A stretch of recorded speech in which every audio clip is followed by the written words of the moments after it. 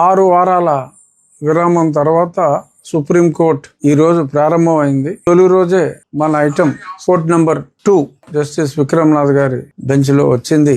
మే 21వ తారీఖు గుడి అసోసియేషన్ నుంచి, ఆ సమితి నుంచి మనం కౌంటర్ ఫైల్ చేయటం జరిగింది. తీసుకున్న అన్ని అనుమతులు కోర్టులో, హైకోర్టులో జడ శ్రావణ్ కుమార్ వేసిన 3 పిటిషన్లు, కొట్టివేసిన డీటెయిల్స్ అవేమీ అతను ఇవ్వలేదు. అవన్నీ కూడా ఇవ్వటం జరిగింది. ప్రభుత్వాన్ని, మున్సిపల్ కమిషనర్, కలెక్టర్ అందరినీ కూడా శ్రావణ్ కుమార్ గారు పార్టీ చేసి ఉన్నాడు కాబట్టి వారు కూడా ఏం అనుమతులు ఇచ్చారో వాళ్ళు కూడా ఫైల్ చేయవలసిన అవసరం ఉంది. వాళ్ళు 8వ తారీఖు ఫైల్ చేయటం జరిగింది. సో 8వ తారీఖు ఫైల్ చేస్తే అప్పటికి ఇంకా 5 రోజుల సమయం ఉంది. అయినప్పటికీ విషయం లేనందువల్ల వాయిదాలు కోరుకునే మనస్తత్వంతో మాకు 5 రోజుల ముందే వచ్చింది. అంటే మేము ఏదైతే ప్రభుత్వం చెప్పిందో పలానా అనుమతులు ఇచ్చాము అని, ఆ అనుమతులన్నీ మేము మే 21నే సమర్పించినప్పటికీ ఇచ్చిన దాని గురించి చెప్పకుండా లేటుగా ఎవరైతే ఫైల్ చేశారో, లేటుగా కూడా కాదు, కోర్టు హీరింగ్ కి 5 రోజుల ముందే ఫైల్ చేశారు.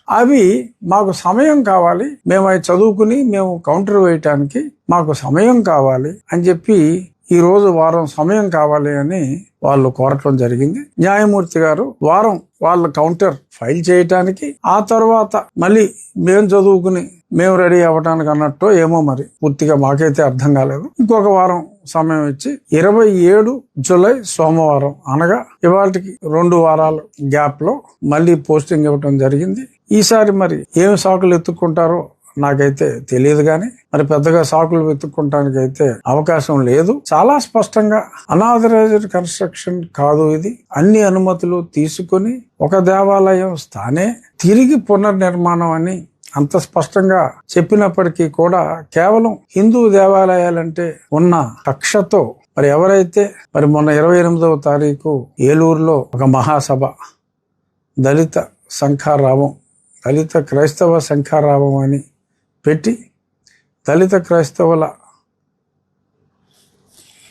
అంటే ఉద్దేశించిన సమస్యలు తప్ప దాన్ని పెద్దలు పవన్ కళ్యాణ్ గారిని దూషించడానికి, అలాగే పనిలో పనిగా నన్ను దూషించడానికే ఆ సభ నిర్వహించడం జరిగింది.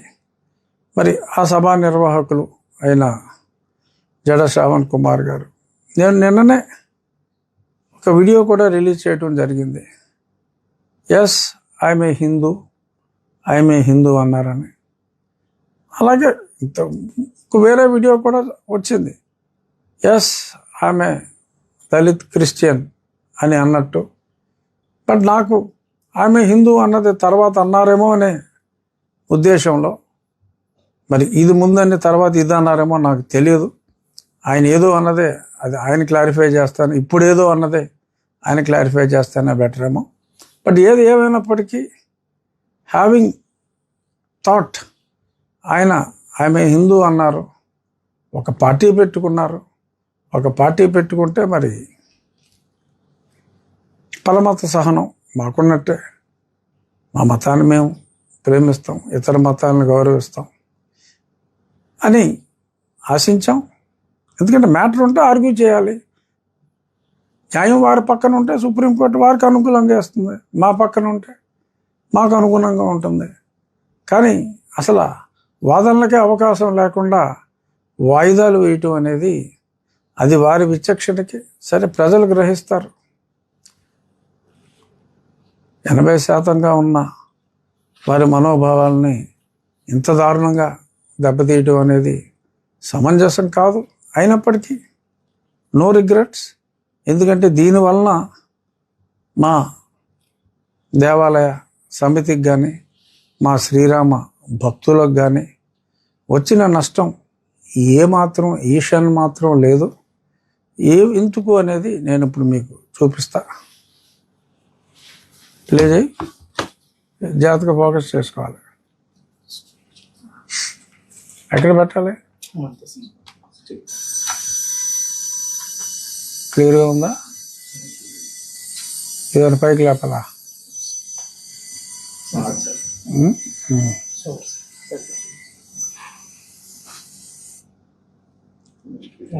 Next video.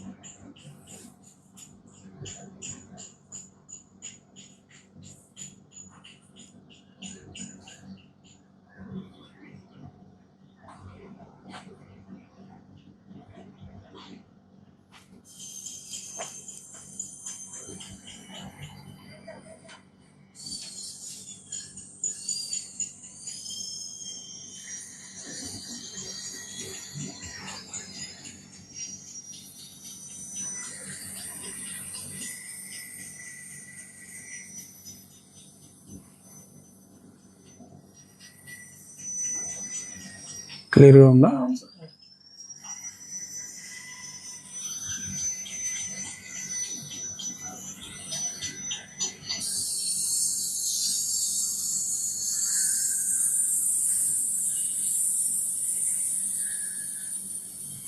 సరిపోతుంది, అర్థమవుతుందా?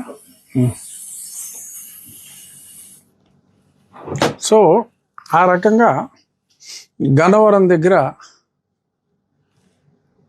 స్వామీజీ శ్రీ శ్రీ శ్రీ కమలానంద భారతి గారి ఆశ్రమం దగ్గర ఎయిర్పోర్ట్కి జస్ట్ ఆపోజిటే ఉంటుంది, గన్నవరం ఎయిర్పోర్ట్కి. అక్కడ రెడీ అవుతుంది.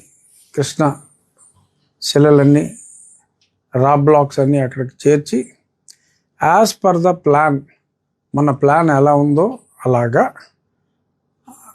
అన్ని శిలలు రెడీ అవుతున్నాయి. కటింగ్ ఇదంతా ఇక్కడ మనం ఆల్రెడీ ఫౌండేషన్స్ గతంలోనే ప్రముఖ దళిత క్రైస్తవ నాయకులు కోర్టుకి వెళ్ళక ముందే మనం ఫౌండేషన్స్ అన్నీ పూర్తి చేయటం జరిగినాయి.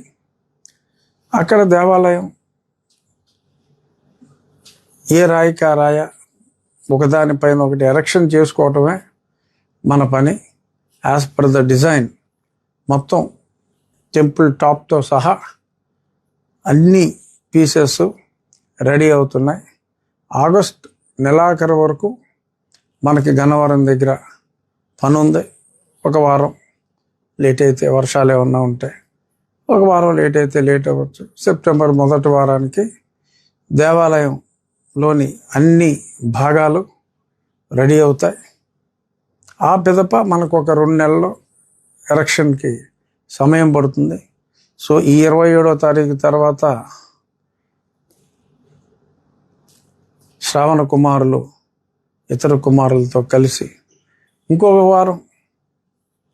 వారం లేట్ చేసుకున్నప్పటికీ కూడా మనకి 1 గంట కూడా దాని వలన దేవాలయ నిర్మాణానికి ఎటువంటి ఆటంకం రాదు. వారి కుట్రలు వారిని